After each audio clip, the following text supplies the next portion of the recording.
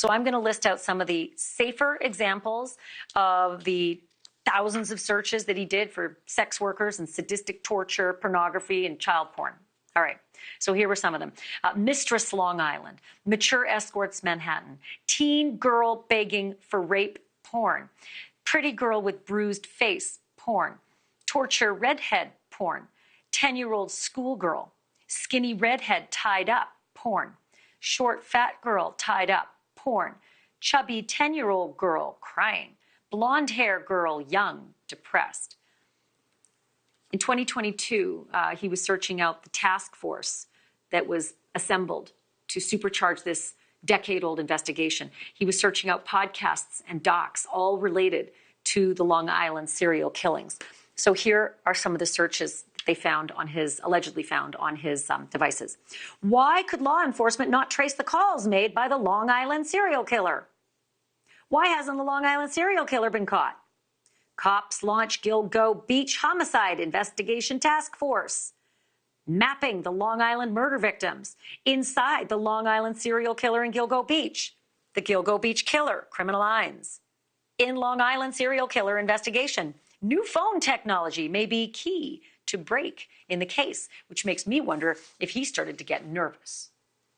In any case, Fil Waters joins me now. He is a retired homicide detective with the Houston Police Department. He's been involved in more than 400 homicide cases, and he's one of my go-tos when things like this start to pop up. So, Phil, that search history, I mean, I gave the PG version, and it was uncomfortable to read some of that. It's even more foul if you read the document I read today, the bail application. But online search history for child porn is different than serial murdering adult sex workers. How much of that evidence do you think they could get into this case? Well, aloha, Ashleigh. It's been a while. I appreciate you having me back. I will tell you that I have read the entire list, and I will tell you, I felt like I needed to go take a hot shower just to get the filth off of me. It's kind of an amazing document when you read it, and all these different searches where he is going into the tracking the serial killer stuff specific to this case.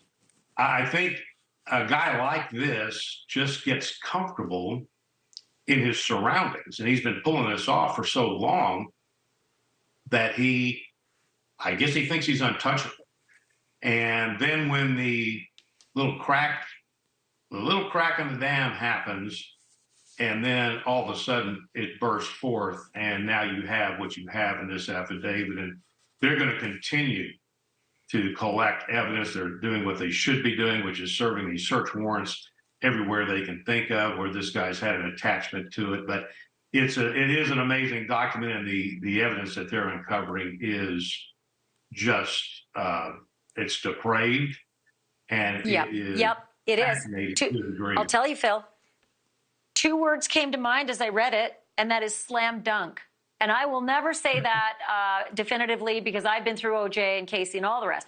But this one looked like slam dunk. And I wanted to get your thoughts as a veteran homicide detective about the connection to I had to take a shower after this one. The taunting phone calls that Heuermann allegedly made on these burner phones that are connected to the fake accounts that are connected to his real Amex card and his real Tinder account. So that series of tauntings, which I believe were from Melissa Bartholomew's murder, he was allegedly calling her family over and over, like half a dozen times. Those connections from the burner phones were at his apartment or his Manhattan office location and the home location. And what was fascinating is that he allegedly made those phone calls with the victim's own phone, and that phone is seen with him sort of moving back and forth between home and office. I mean, that is some seriously great policing.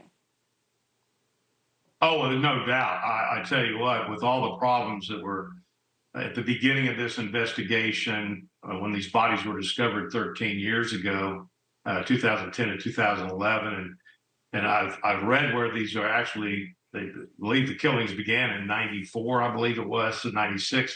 So just whatever's happened in the spread of time, these guys now, with this new superintendent there, have just done a phenomenal job. And this is all about any kind of an investigation, homicide investigations. It's all about what I talk about, affirmative links. And they are putting together just a cacophony of affirmative links here that, now I'm not going to use the term that you're using, slam dunk. I've never had a case where I wanted to tell myself it's a slam dunk. But I tell you what, this case is about as close as I will ever get to making that kind of a statement. It's pretty overwhelming, the mountain of physical and digital evidence. And you can say till you're blue in the face that something is, it's just a circumstantial case. But sometimes circumstantial cases are stronger than direct evidence cases. And I'm not going to say that lightly. I've just seen it happen over and over and over. Thank you for watching. Go to newsnationnow.com to find NewsNation on your television provider. And don't forget to click the red subscribe button below to get more of NewsNation's fact-driven, unbiased coverage.